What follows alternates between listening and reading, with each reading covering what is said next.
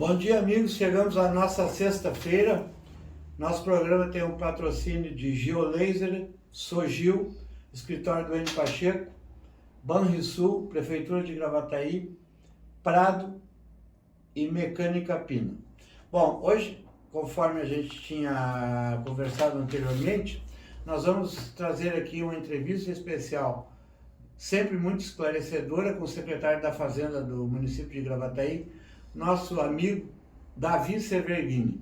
Ele vai explicar sobre esse projeto aprovado pelo Senado e aprovado pela Câmara Federal, que já está para a sanção do presidente da República, para limitar em 17% o ICMS cobrado por todos os estados. Os estados podem até cobrar menos que 17%, mas mais que 17% não poderá cobrar a partir de agora. Isso vai ter, foi o que nós perguntamos para o Davi Severghini. Que repercussão isso vai ter em todo o Brasil, nos municípios, enfim, todos os detalhes, ele que é um expert nesse assunto. Fique então com o nosso secretário da Fazenda de Gravataí e até terça-feira, se Deus quiser.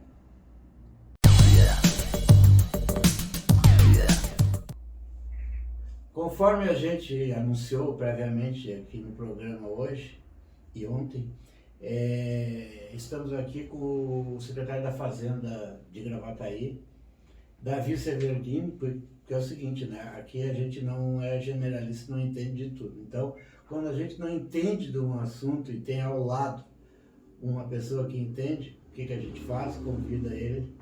Bom dia, Davi, tudo bem? Bom dia, Chico, tudo bem? Bom dia aos ouvintes, assistentes. Bom, Davi, o assunto que eu pedi para o amigo vir cá tomar um café, nos visitar e mostrar o seu conhecimento é sobre a repercussão aí desse tabelamento, vamos dizer assim, eu nem sei os termos direito, de em 17% de ICMS para todos os estados.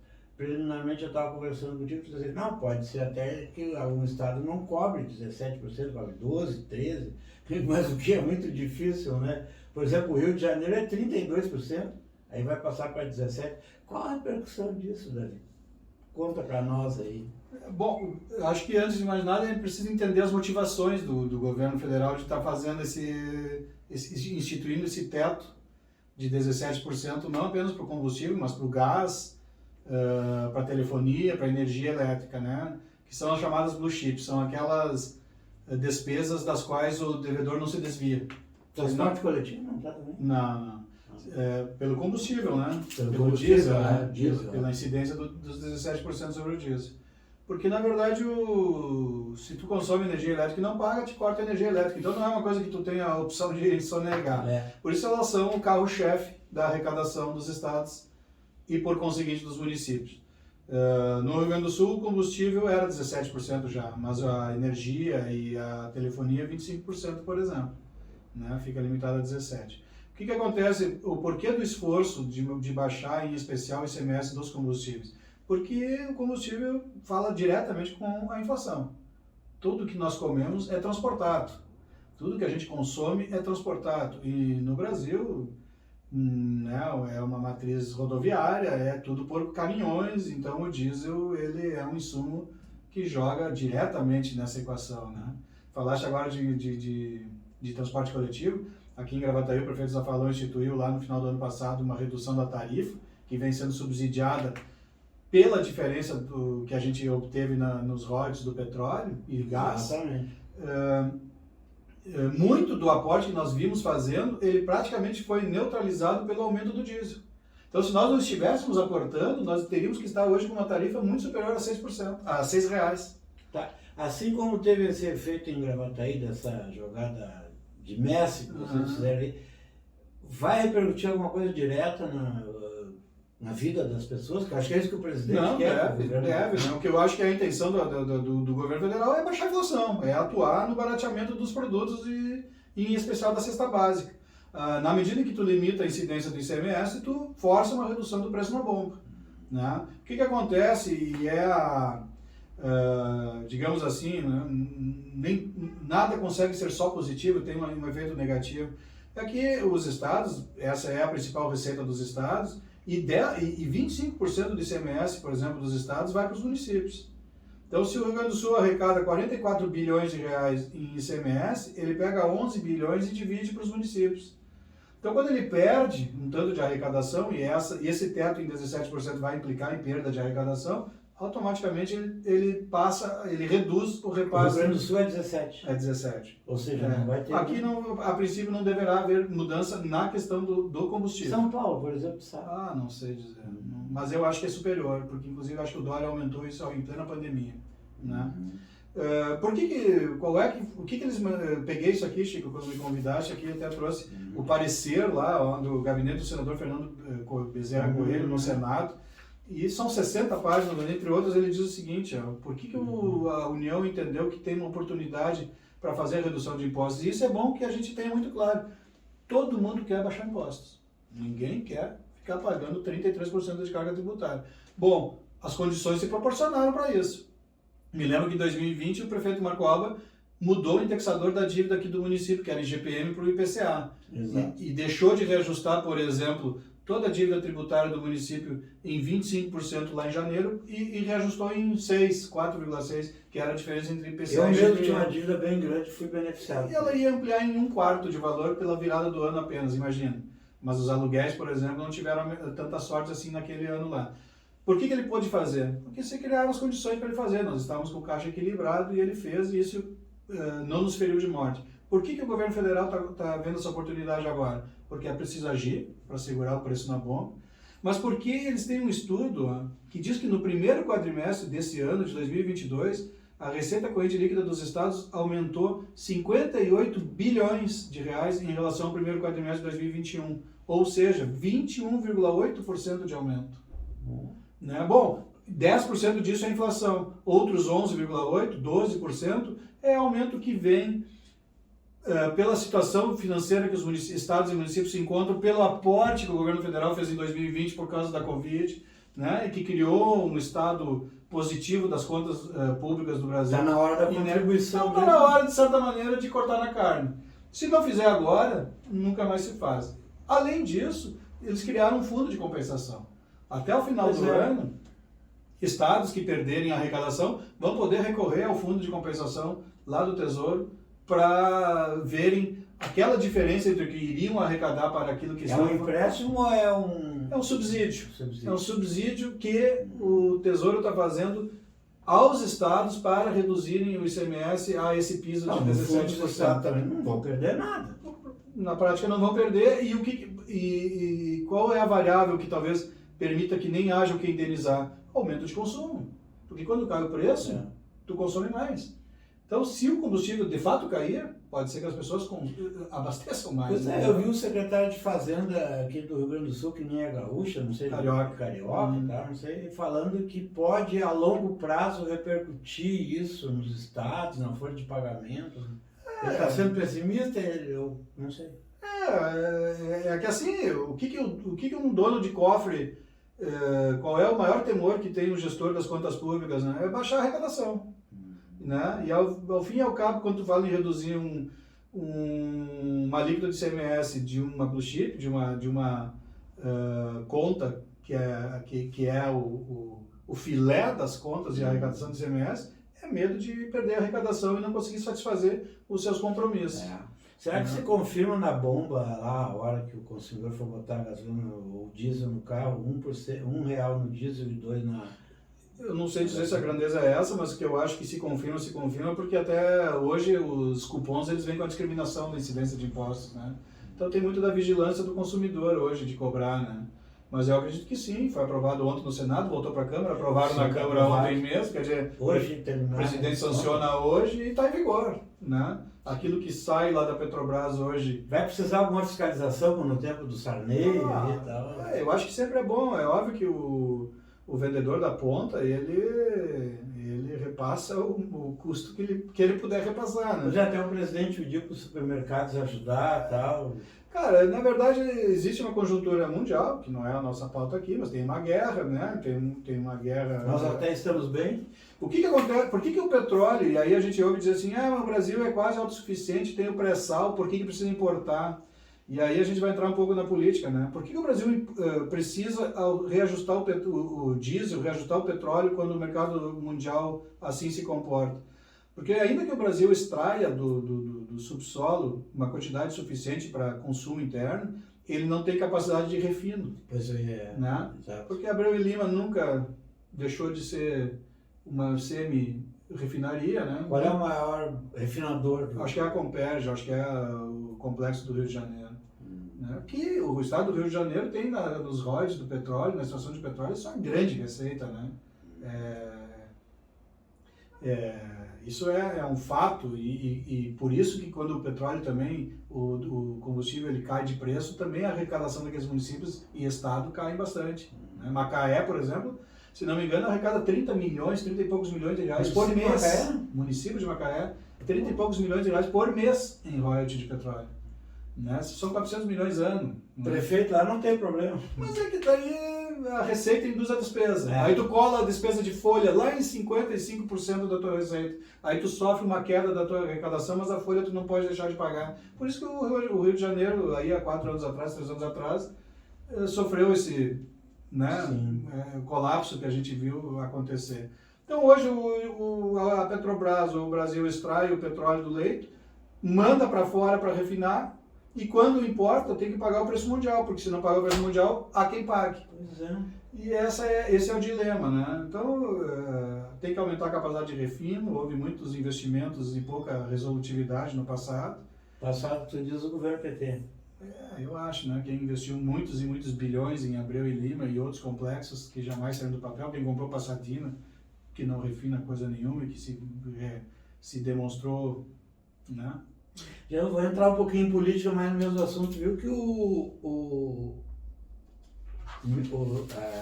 senador Paulo Paim votou contra esse projeto. Toda a bancada do PT no Senado votou contra.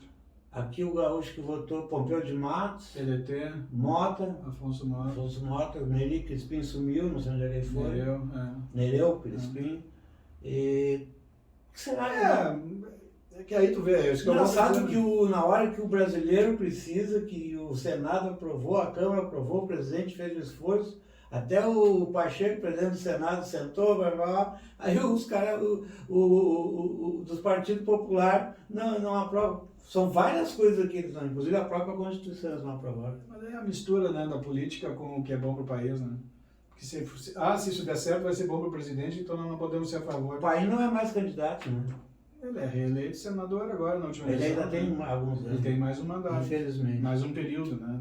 Mais um meio mandato sem concorrer. Mas falando em política, assim, não, a necessidade de fazer isso nesse momento é muito grande, né? Até porque tu explicou da pandemia, da guerra e tal, e a situação do povo, a gente sabe como é que tá. Mas é bem oportuna nas eleições isso aqui também, né? Vai ser bom, presidente. Mas sabe que hoje de manhã eu estava lendo, e até se tu buscares aí no Google, tu vai ver que o Biden está fazendo a mesma coisa nos Estados Unidos. O Tesouro americano vai subsidiar o petróleo e a eleição lá é só daqui a 2 anos. É que é inegável que existe uma situação de inflação, comprimindo o poder de consumo da baixa renda. E aí o presidente, se ele não faz, é porque não fez. Vai deixar de fazer porque tem eleição. Se ele não faz, ele não fez. Se ele faz, ele fez. Entendeu? Então... Isso é até dezembro, né?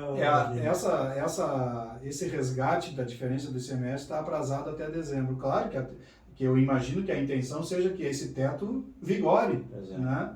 Porque se é...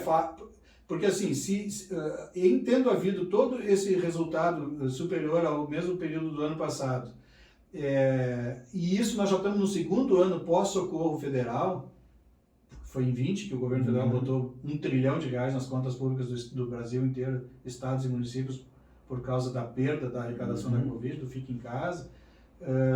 É verdade que em 21 ele não botou. Agora em 21 a lei 173, a complementar 173, impedia que os municípios aumentassem sua despesa com folha. E isso também ajudou brutalmente os municípios a manterem as contas sob controle. Então, se essa equação já está há 2 anos vigorando e funcionando, basta que os gestores não se esbaldem com um estado de bonança, como aparentemente está existindo, que ela pode durar mais. E quem sabe até essa redução aí se torne duradoura, permanente, quem sabe. Né? Acho que isso não foi feito antes por uma questão política ou uma questão que o governo atual é forte e conseguiu convencer lá o Senado e a Câmara Federal, ou faltou competência? Isso poderia ter sido feito anteriormente, né? Que o ICMS é né, essa coisa da disputa de ICMS entre os municípios, entre os estados, ele é uma coisa histórica, né, e essa é uma resolução que não se viabilizou nunca no se passado, oportunizou, né? Agora. Tanto que há a tal da disputa, né, da concorrência entre estados, dando desconto de ICMS para atrair investimentos e tal, né, a guerra tributária. E acho que agora está sendo viável, até porque a União se entesourou. A União fez superávit primário como nunca fez antes. Ontem eu estava vendo um vídeo de um informativo argentino, em que o jornalista argentino vai falando das contas públicas do Brasil e o correspondente lá na Argentina vai dizendo: meu Deus, o Brasil é uma locomotiva, porque eles pegam em perspectiva como está a Argentina hoje. Sim, né? sim. Então a verdade é que o Brasil está vivendo um momento hoje, cresceu 1% no primeiro trimestre do ano. O FMI dizia que o Brasil ia crescer 0,3% no ano inteiro.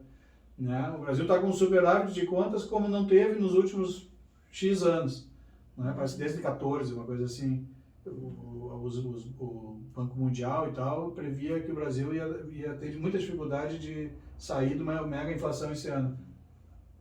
E ela está alta e muito em função disso. Então eu acho que se oportunizou. Dizem que vai pegar um pedaço do dinheiro da venda da Eletrobras para botar nesse fundo aqui, se de fato for necessário, e há quem critique isso. Mas, volto a dizer, existe um cenário de uma inflação absurda, em especial sobre os alimentos. Se o governo não atuar naquilo que é vital, que hoje é o combustível, essa inflação, eu acho que ela não volta ao controle só porque está aumentando o juro. Né? Porque os alimentos vão continuar subindo. Tivemos uma seca no Rio Grande do Sul. Já estão falando que a economia gaúcha cai 8% em 2022 por causa dessa estiagem. Que não é culpa de ninguém. É clima, mas é isso que está acontecendo. Sim. Bom, se cair 8% da produção agrícola, o que acontece com o preço do produto agrícola? Ele sobe, né? Porque cai a oferta. Então, eu estava vendo ontem o Paulo Guedes falando que eu acho que é não vou dizer um gênio, mas é um grande... É um grande economia. Está sendo reverenciado no planeta.